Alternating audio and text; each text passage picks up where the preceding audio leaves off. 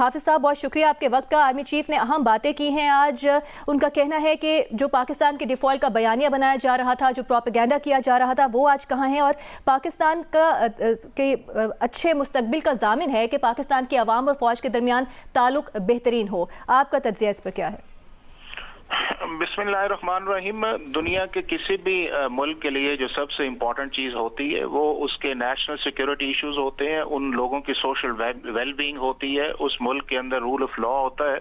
اور یہ ساری کی ساری چیزیں کنیکٹ کے طور پہ چلتی ہیں۔ اور جن دنیا کے ممالک کے اندر فوج ویک ہوئی ہے یا آپ کے جو اسٹیٹ انسٹیٹیوشنز ویک ہوئے ہیں، تو پھر آپ کے سامنے وہ اگزامپلز آئی ہیں۔ آپ کے سامنے لیبیا بھی آیا ہے، آپ کے سامنے عراق بھی آیا ہے، آپ کے سامنے شام بھی آیا ہے، اور اس طرح کے دوسرے ممالک ہیں۔ تو کسی بھی ملک کے لیے بڑا امپورٹنٹ ہوتا ہے کہ اس کی فوج اور اس کے لوگوں کا ریلیشنز جو ہے وہ ایک اسٹرانگ بانڈ کے طور پہ کام کرے، چونکہ ایکسٹرنل ایگریشنز کے اندر جو آپ کا فرسٹ لائن آف ڈیفنس جو ہے وہ آپ کی آرمی ہوتی ہے، اور انٹرنلی جو ہے وہ لوگ اس چیز کو سپورٹ کر رہے ہوتے ہیں، اس آرمی کو سپورٹ کر رہے ہوتے ہیں، یا اسٹیٹ انسٹیٹیوشن جتنے بھی ہیں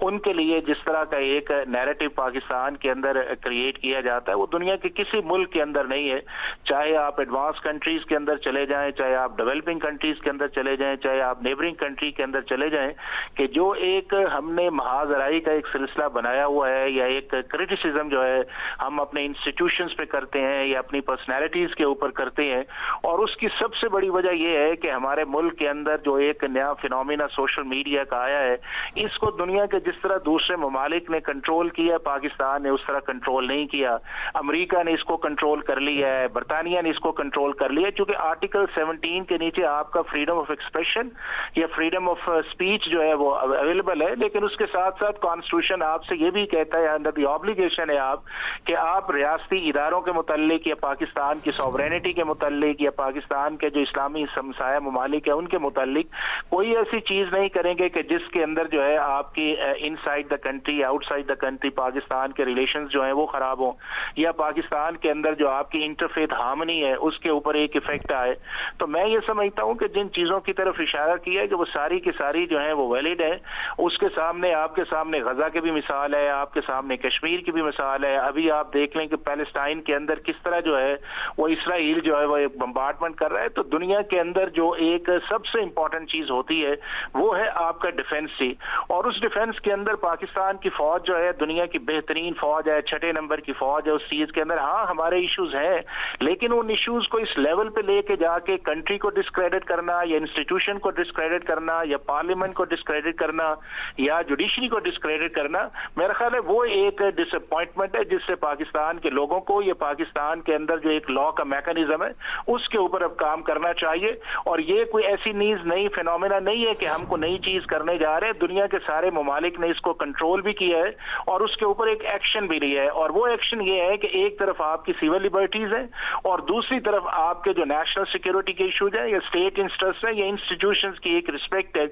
اب دنیا کے اندر آپ سنگاپور کے اندر چلے جائیں، انہوں نے اپنے لاز کو بہتر کر لیا ہے، ملیشیا نے بہتر کر لیا ہے، چائنا نے بہتر کر لیا ہے، برطانیہ نے کر لیا ہے، یورپی یونین نے اس کے اوپر بڑا کام کر لیا ہے۔ تو میں یہ سمجھتے ہوں کہ وقت پاکستان کے اندر بھی ہے اور پاکستان کی پارلیمنٹ کا بھی یہ کام ہے کہ ان لاز کو جو ہے وہ بہتر کرے۔ اب ہمارے ملک کے اندر ابھی تک ہم نے جو فیک نیوز ہے اس کو ڈیفائن ہی نہیں کیا، جو آپ کا پیکا لا 2016 کا ہے۔ دنیا 2024 کے اندر کہاں تک پہنچ گئی، ابھی تک ہم نے اپنی انڈیپینڈنٹ اتھارٹی جو ہے جو ان سارے ڈیجیٹل لاز کو یا آپ کے جو ڈیجیٹل